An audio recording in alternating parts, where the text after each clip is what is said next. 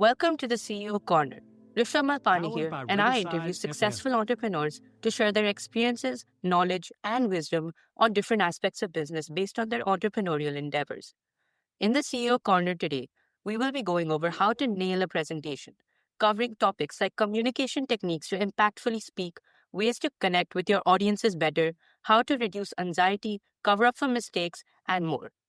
To share this information, I brought in Ms. Samana Chatterjee, who is a keynote speaker and the founder and director of Rebuttal and More, a communication school in Dubai where she helps students enhance their public speaking skills and vocal articulation. Alumni of Harvard University and Trinity College London, she has 25 years of experience in guiding students into becoming the best versions of themselves, presenting at TEDx conferences, winning prestigious international debate competitions, attaining positions at national debate and communication teams, and achieving top scores at the Trinity communication exams. To start off, I've heard quite a lot about leveraging voice modulation and pace when it comes to communicating effectively.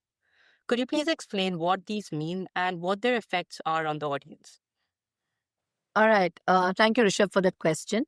So, voice modulation refers to the variations in pitch, tone, and volume while speaking, through which students can convey their emotions and they can emphasize on points. But pace is the speed at which you speak.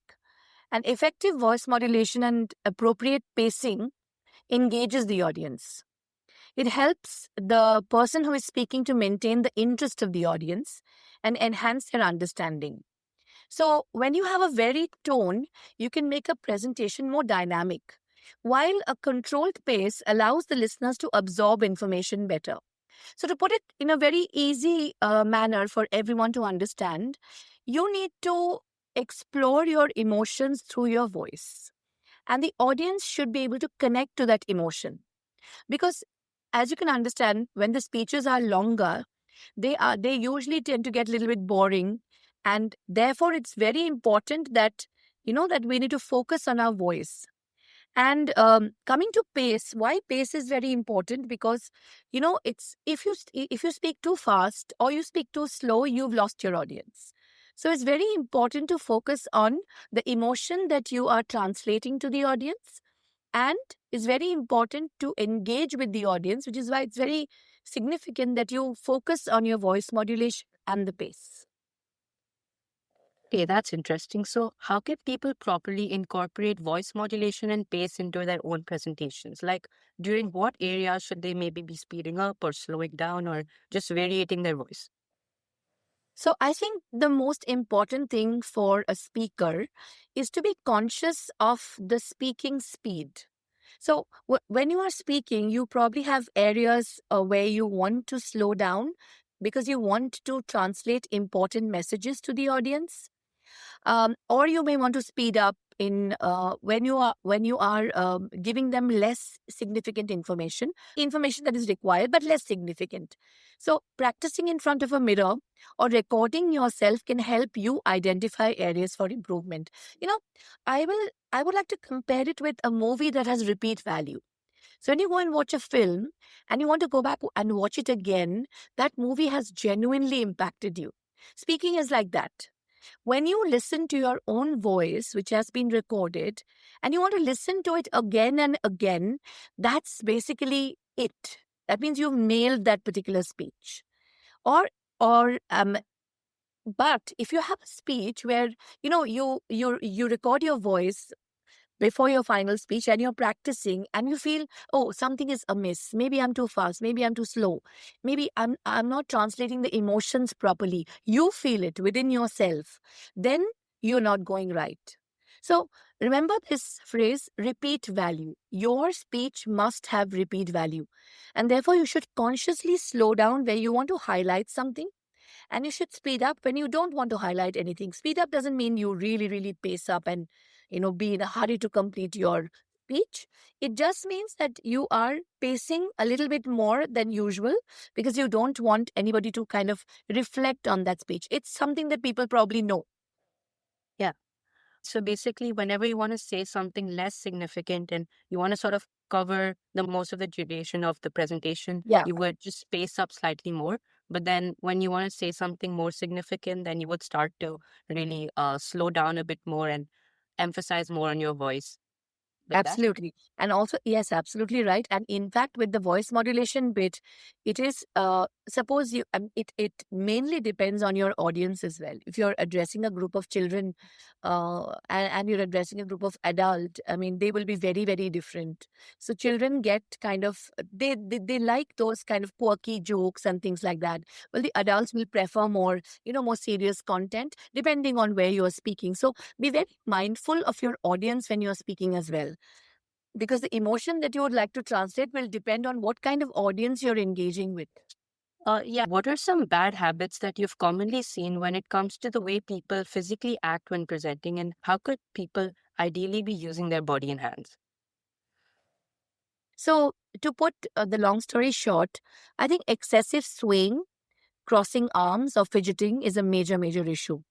And a lot of presenters, they don't know that it's very distracting if you're swaying your body from right to left or front to back, or you're crossing your arms, which kind of reflects that you're a very closed person.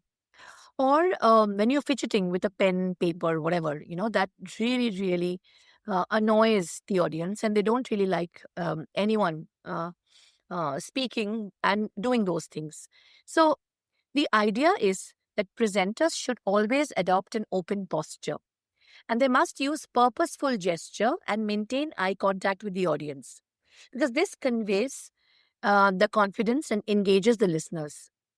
It's very important to note that that people have very short attention span. Human beings have very short attention span. There's a lot going in their head, okay, especially when they are visually seeing you.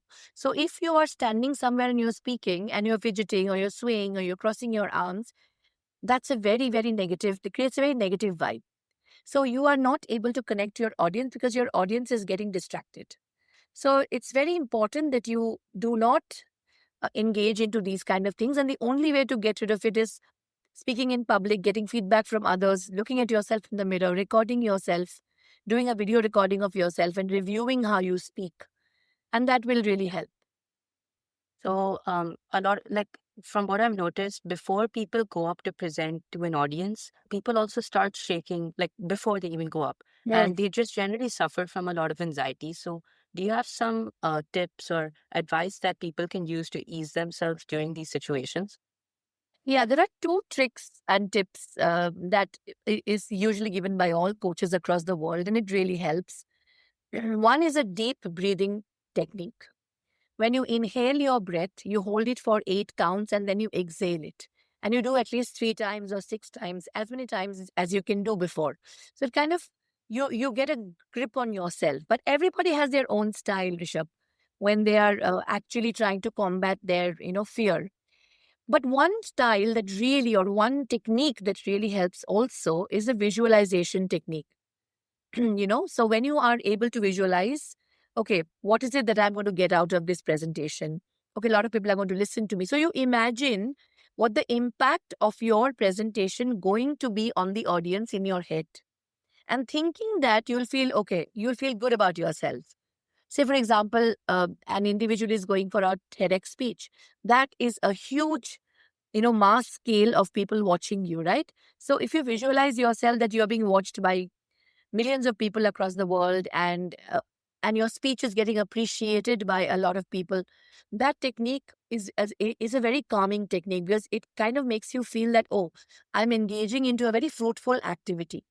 So first thing would be, like I said, a breathing technique. If it is a speech that you're going to deliver, you breathe in, hold 8 counts, and breathe out, and you do it as many times as you can. The second technique is visualization technique. When you imagine yourself, you are on the stage and people reacting to you, and the after effect of your speech and all of that, how people are congratulating you. Another technique is very important. That is, you need to arrive early to familiarize yourself with the environment, because that will reduce your anxiety. So if your speech is at 11 o'clock, you come at 10:30, you check the place, or even better, if you can come the day before, you walk on the stage, you hold the microphone, you get instructions how the PPT will run. All those things, if you do beforehand, you will be less anxious on the day of your speech. So I think the three things to remember are breathing techniques, visualization technique, and getting accustomed to the environment where you're going to speak. Even when you're making a podcast at home, you if you practice early, you go back and forth and you try and adjust your camera, try and adjust your microphone, all that reduces anxiety. That's really interesting. And I think that resonates with me too. Like before recording this episode, like 15 minutes before, I just went over what I did wrong last episode and try to improve on those things. And I think that really helps. So thank you for that. What can people do to foster a better connection with their audiences when presenting and make their presentations as memorable as possible? Right. That's a very, very good question. Actually, that's the most important question in a speech. So to establish connection with the audience, you if you watch TEDx speeches or speeches across the world, you will see that people usually start with a very relatable story or a question. I think a great idea is when you make a connection with a story that people can connect with. Okay. And the second thing that you can do is obviously making eye contact with everybody. Um, Also, engaging the audience with questions. Now, the questions can be rhetorical questions where the answer is in the question, or you can actually visibly tell the audience to raise their hands or respond to the question. That also is very, very helpful. Um, so you need to tailor the content to the audience's interest. That's very important. When you go and deliver a speech, you first, like I said before as well, you need to know your audience. When you know your audience, the age group, how diverse it is, what you need to do is to create that engagement. You have to tell them a story that you think they can relate with. You have to connect with them through jokes or through maybe interesting anecdotes that you think they will love to listen to. So a little bit of homework is required, I think, to develop this audience connection. Another thing that is very crucial and important is using inclusive language. A lot of people make a mistake, when they speak, they're like, I believe it's an amazing thing. I believe, and it was my experience with my brother and all of that. But I think a good idea is to incorporate inclusive language like together, us, we, these kind of inclusive this kind of inclusive language makes them feel that they also are part of your speech. So let's just say you're talking about something and you say, I'm sure that we all feel similar, right? And we all have had these moments when we felt very low. The moment you say that, you engage the audience with you. So that's how you foster audience connection by telling a story which is relatable, asking questions, uh, connecting to something that everybody can identify with. Like, for example, a very common thing nowadays is talking about Trump's policies. Donald Trump is such a character. I mean, is a character who is. I mean, anybody in the world connects with very, very easily. So something like that, like where everybody can understand, everybody can comprehend, and everybody can actually relate, is very important. I've seen this personally a lot, and I've also experienced this. People tend to use a lot of ums, ers, and such sort of filler words as they speak. How can people get rid of these habits? Okay, so to reduce filler words like all these things, the those who are speaking or those who are speakers, they must practice pausing instead of filling silence with these sounds. So all you have to do is pause. So wherever you feel that you are, get because your heart rate increases when you're speaking and you're nervous and all those things that really happen unless you're a very, like a seasoned speaker, which takes many, many years to be. So even with a lot of seasoned speakers, sometimes they also get this kind of I mean, they also feel this kind of they are in situations when they feel, oh, I don't know if I'm connecting with the audience or not, and they feel, and that's when the things come, right? So it's very important that you don't fill the silence with any but you consciously just keep quiet. So you just pause for a moment, and that moment should not be a very long moment, but yes, for a moment, and you have to consciously train your mind to do that. So, and the other thing that that you need to do is that If you are a speaker, you need to record yourself during your practice sessions to identify where you tend to use fillers and consciously work on replacing them with the pauses. I think this is the best way because I know personally a lot of children who constantly use the word like, and it just kind of gets repeated. So if you listen to yourself and when somebody's checking you, you don't understand that simply because you are in your conscious mind, you're not doing it. It's an unconscious habit that has kind of engaged into your speech, and you're doing it. So if you record that particular voice, you'll see you've said 14 times, you've said like. Now try to consciously replace that with a pause that is reflective, a pause that is important. And that's the way to go. Sometimes people also make some mistakes when presenting, like stuttering, stumbling upon words, starting on a point earlier than the other, and these sort of things. So, what do you think is the best thing that people can do to recover from these sort of errors and still maintain a strong presentation? All right. So the first thing is that this is very common. I've been a coach and I stumble too, so it's okay.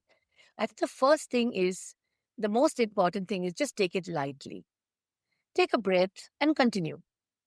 Don't overemphasize this. Don't make it like a big mistake, like by acknowledging it loudly and saying, "Oh, oops, I made a mistake," and all that. No, nothing like that. Just, just go ahead with your speech. Most audiences are very forgiving and they appreciate the authenticity. So if a person misspeaks or checks himself or herself in a very calm manner and moves on without dwelling on it, the audience kind of goes with the flow. Because we all understand that, yeah, there are moments when there's a faux pas and you've made a mistake or you've misspelled a word or you've said something that you didn't intend to. So don't kind of hammer on it too much. It's like, oh my God, I made a mistake. I really apologize for this. There's no need of that because audiences are forgiving and we are all humans and we all make mistakes. So I think instead of harping on the mistake, it's a good idea to lightly take a breath and just continue with it. And then if you want to acknowledge it, and just acknowledge it, and it's fine. I don't think people really care much unless you've made a very disparaging comment on somebody.